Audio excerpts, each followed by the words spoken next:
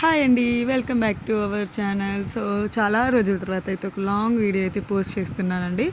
So ఇంతవరకు అసలు నేను ఎప్పుడు పట్టుకొని దగ్గర నుంచి చూడలేదన్నమాట ఇవి. కానీ ఫస్ట్ భయపడుతున్న తర్వాత బాగానే పట్టుకున్నాను. ఇంకా ఇది క్లీన్ చేయాలని చెప్పేసి అయితే ఇక్కడ పెట్టామన్నమాట. ఇంకా క్లీనింగ్ అంటే ఏంటంటే లోపల ఒకటి నల్లటి దారం లాగా వస్తుంది చూడండి. సో అది తీసేసి కర్రీ చేయాలి అని అండి, అది ఉంచకూడదని చెప్పారంట. ఇంకా అదైతే తీస్తున్నాము. మేమైతే ఫస్ట్ టైం అండి ఈ కర్రీ చేయడము. ఇంకా మా వారైతే ఇక్కడ మొత్తం క్లీన్ చేసే పని పెట్టుకున్నారు. సో చూడండి ఎట్లా వస్తుందో, నల్లగా ఒక దారం లాగా వస్తుంది. ఇవైతే చిన్న రొయ్యలండి, అంటే మరీ చిన్నగా లేవు పెద్దగా లేవు, జస్ట్ మన ఒక బొట్టన వేలు సైజు ఉంటాయి అన్నమాట, అంతున్నాయి. ఇంకా క్లీనింగ్ మొత్తం అయిపోయిన తర్వాత ఇక్కడైతే పసుపు కొంచెం ఉప్పు వేసేసి అయితే కలిపేస్తున్నాను. ఇంకా వీటికి జెల్లీలాగా జారిపోతున్నాయండి ఇవన్నీ కలిపిన తర్వాత. ఇంకా ఇక్కడైతే 2 ఉల్లిగడ్డలు తీసుకున్నానండి, పొడుగ్గా కట్ చేసుకోవాలి. 2 ఉల్లిగడ్డలు తీసుకొని కట్ చేసుకున్న తర్వాత 2 పచ్చిమిరపకాయలు తీసుకున్నాను. తర్వాత 2 టమాటాలు అనమాట. ఈ టమాటాలు కూడా పొడుగ్గా కట్ చేసుకోవాలన్నమాట. సో ఏంటంటే మనం డైరెక్ట్గా వేస్తే అది గ్రేవీ లాగా రాదు కాబట్టి ఇంకా ఇక్కడైతే ఆయిల్లో ఫ్రై చేసుకుంటున్నాను. ఇవన్నీ ఫ్రై చేసుకున్న తర్వాత కొంచెం ఫ్రై అయిన తర్వాత అయితే బగారా సామాన్లు అంటారు కదా, దాల్చిన చెక్క, యాలకులు, లవంగాలు, ఇవి కొంచెం ఒక 2 వేసుకున్నానండి ఫ్రై చేసేటప్పుడు. మళ్ళీ ఎండింగ్లో ఒక 2-3 వేసుకున్నాను.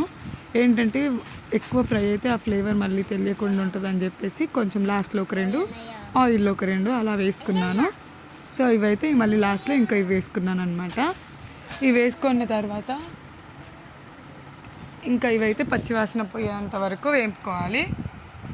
పచ్చివాసన పోయేంత సరికి వరకు వేపుకున్న తర్వాత వీటిని అయితే మనం పేస్ట్ చేసుకోవాలి. ఇలా పేస్ట్ చేసుకొని వేసుకోవడం వల్ల మనకైతే గ్రేవీ లాగా వస్తుంది. సో దాబా స్టైల్లో ఉంటుందన్నమాట రెసిపీ. నేను చేయడం ఫస్ట్ టైం అండి, కానీ చాలా వీడియోస్ చూసిన తర్వాత అయితే ఈ రెసిపీ స్టార్ట్ చేశాను.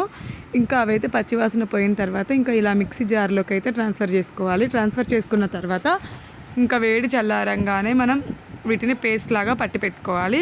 ఇంకా నేనైతే డైరెక్ట్గా మసాలాలను ఇలా ఆనియన్స్, టమాటా, పచ్చిమిర్చి మాత్రమే వేసేసి పట్టుకుంటున్నాను. ఎందుకంటే ఇందులో కారం వేస్తే మళ్ళీ తక్కువైందా ఎక్కువైందా తెలియదు కదా అని చెప్పేసి నేనైతే డైరెక్ట్గా కారం, ఉప్పు ఏమీ వేయకోకుండా వీటి వరకే పేస్ట్ చేసుకున్నాను అనమాట. ఇంకా కారం, ఉప్పు అనేది మనం డైరెక్ట్గా అక్కడ వేసుకోవచ్చు. కొన్నేమో పీసెస్లో వేసాం కదా, సో అక్కడ సెట్ అయిపోద్దని చెప్పేసి ఇంకా నేనైతే ఏమీ వేయకోకుండా వీటిని అయితే మిక్సీ పట్టేసుకున్నాను. ఇప్పుడైతే ఒక కడాయి పెట్టేసుకొని ఇంకా అందులో అయితే ఆయిల్ పోసుకున్నాను. ఇంకా ఆయిల్ పోసేసుకున్న తర్వాత ఆయిల్ బాగా ఫ్రై అయిన తర్వాత మళ్ళీ ఫ్లేవర్ కోసం 2 దాల్చిన చెక్క, 2 యాలకులు, 2 లవంగాలు అయితే వేసి కొంచెం కరివేపాకు అయితే వేసాను.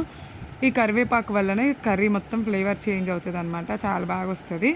సో ఇలా కరివేపాకు వేసుకున్న తర్వాత అల్లం వేసుకుని మంచిగా ఫ్రై చేసుకోవాలి. గోల్డెన్ బ్రౌన్ కలర్లో రావాలన్నమాట అల్లము. ఇలా ఫ్రై అయిన తర్వాత మనం మిక్సీ పట్టుకున్న గ్రేవీ ఉంటుంది కదా అండి, ఉల్లిగడ్డ అలాగే టమాటా, పచ్చిమిర్చి కలిపి పట్టుకున్నాం చూడండి, ఆ పేస్ట్ని అయితే ఇంకా యాడ్ చేసుకోవాలి ఇందులో. ఇంకా నేనైతే ఇక్కడ యాడ్ చేసేసుకుంటున్నాను.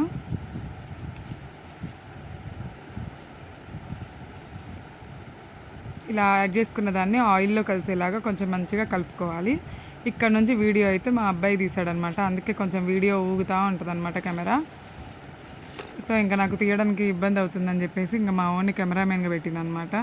ఇంకా ఇక్కడైతే నేను సరిపడా కారం అయితే ఇక్కడ వేసేసుకుంటున్నాను. ఎందుకంటే కారం ఇక్కడైతే మనకి ఎంత వేయాలి అనేది తెలుస్తుంది. సో కారం క్వాంటిటీ ఎక్కువైనా తక్కువైనా నాన్ వెజ్కి బాగోదు కదా, అందుకోసం నేనైతే ఇక్కడ కారం యాడ్ చేస్తున్నాను. నేను ఇక్కడ వేసిన తర్వాత కూడా మళ్ళీ ఎండింగ్లో కొంచెం వేసానండి, కొంచెం వేసి మళ్ళీ ఫ్రై చేసుకున్నాను. ఎందుకంటే కారం తగ్గితే బాగోదు, కొంచెం తక్కువ అనిపించి మళ్ళీ కొంచెం వేసాను. ఆ వేసిన తర్వాత ఇంకా ఇక్కడైతే ఆయిల్ మొత్తం ఇలా పైకి వచ్చే వరకు మనం దాన్ని ఫ్రై చేసుకోవాలి. అలా ఆయిల్ మొత్తం పైకి వచ్చిన తర్వాత కలుపుకొని తర్వాత మనం ఉప్పు, పసుపు కలిపి పెట్టుకున్న రొయ్యల్ని, ఫ్రాన్స్, వీటిని అయితే ఇందులో వేసుకుంటున్నాను. ఇవి వేసుకున్న తర్వాత మనమైతే ఎట్లా పడితే అట్లా కలపకూడదు అనమాట. కలిపితేనంట పీసెస్ మొత్తం చేప ముక్కలు ఎలా విడిపోతాయో అలా అవుతాయి అని చెప్పేసి ఇలా అయితే చిన్నగా కలుపుకుంటున్నాను. ఏదో 4 వీడియోలు చూసిన తర్వాత ఈ ప్రయోగం అయితే చేశాను. టేస్ట్ ఎట్లుంటుంది ఏందనేసి చాలా భయపడుకుంటూ చేశాను, ఎందుకంటే ఇవి చాలా రేట్ ఎక్కువ కదా, అందుకోసం. ఇంకా ఇక్కడైతే కొంచెం గరం మసాలా మన ఇంట్లో పట్టుకుంటాం కదండి, సో అది వేసాను. తర్వాత కొంచెం కొత్తిమీర అయితే కడిగేసి ఇంకా అందులో వేసేస్తున్నాను.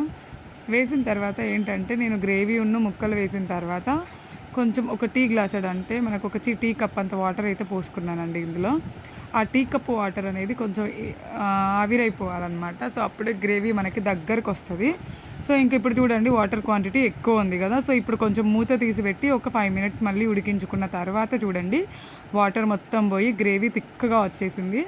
సో చూడ్డానికైతే చాలా బాగుంది. ఇంకా తింటే ఎలా ఉంటుంది ఏంటని చెప్పేసి సో ఇంకైతే ఇప్పుడైతే అన్నం సర్వ్ చేస్తాను. చూసిన తర్వాత టేస్ట్ ఎలా ఉందనేది మీరు చూద్దరు. కానీ ఇప్పుడైతే నేను మా హస్బెండ్కి అయితే అన్నం పెడదామని చెప్పేసి అయితే పెడుతున్నాను. ఇక్కడైతే రైస్ పెట్టేసుకుంటున్నాను. కర్రీ చేసినాక ఫస్ట్ ప్రయోగం అయితే నేను మా ఆయన మీదే చేస్తాను అనమాట. ఆయన చూసి బాగుందా బాగాలేదా చెప్తాడు, దాన్ని బట్టి నేను తింటాను అనమాట. ఇంక అప్పటిదాకా అయితే నేను తినాను. ఇంక ఇక్కడైతే కర్రీ అయితే వేసేసి ఉన్నాను. చాలా థిక్గా వచ్చిందండి గ్రేవీ కూడా. ఇది రైస్లో కంటే ఇంకా చపాతీలోకి అయితే ఇంకా చాలా అంటే చాలా బాగుంటుంది. చపాతీ పుల్కా వాటిల్లో ఇంకా బాగుంటుంది అనమాట. సో ఇక్కడైతే ఇంకా ప్లేట్ ఇచ్చేసినాను. ఇప్పుడు రెస్పాన్స్ ఎలా ఉంటుందో చూద్దాం, బాగుందా బాగాలేదా అని. ఎందుకంటే ఫస్ట్ టైం చేశానండి. అది ఒకవేళ బాగాలేకపోతే అదంతా అలానే పోతుంది కదా, తక్కువ తింటారు అని చెప్పేసి. సో ఇప్పుడైతే ఎలా ఉంటుంది ఏంటనేది చూద్దాం.